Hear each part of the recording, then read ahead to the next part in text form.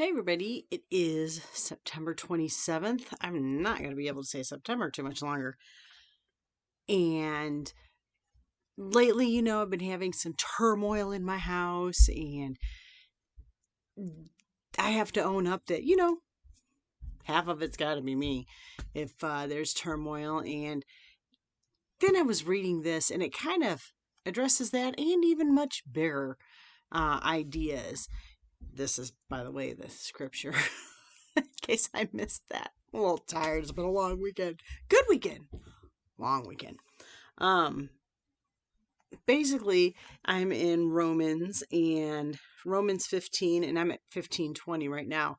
But Paul was just going over how you shouldn't cause another Christian to stumble by what you do. Like, if, nothing is unclean, he says, but if somebody doesn't eat meat, you should respect that and not eat meat around them.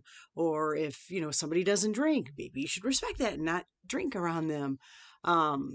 Because today, I mean, and I've seen people, and I could even be guilty of this myself because, I get a little snippety like in certain places depending on your religious views. Like, one of the things that always bites me in the hiney is like communion. It's like I can't take communion, but I believe and I know this, but it's like, but if it's not this and it's this, well, we know you're an outsider into the, to the realm of Christ and this and that. And that's always gotten under my skin. And it's like, really, what difference does it make? I should just let them believe what they believe, and it doesn't affect me. But I've seen a lot of times, like, it says, what, God turned the water into wine, not wine into water. And so I'm going to drink and I don't care what and who's. And I'm like, okay, and it's all that idea. And he was talking specifically about food, especially, the meat versus veg, because,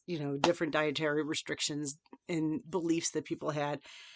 But I love the idea behind it. And this is really goes beyond the food. It goes beyond, you know, me, because that's just what it is. It's like, well, I want to do this, so I will.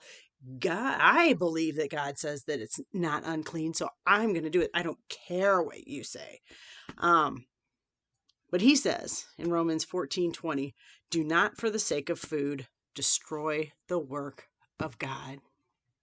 So is your opinion worth destroying the work of God? Is you having, I don't know, a pork chop worth destroying the work of God? It's just something to think about. You know, we get so wrapped up in, well, I deserve and what I want, and it's not against the law. And, yes, all those things can be absolutely true. But if you go back to even what Paul went back to just a few verses before, ultimately you can follow this law, this law, this law, but the ultimate is love your neighbor as yourself. If you love somebody else and you do what's best for them, everything else will fall into place. And so I just find that, and again, back into my own household, if I truly love others and think of others first, everything's going to fall into place. And it has been. It's been getting there, as a little bit off of me and focus more on some other people. So something to think about. Not easy to do per se, because we are a very me society. We are a very me country. And so sometimes it's seen as, well, you deserve this. Well, no, we deserve eternal damnation.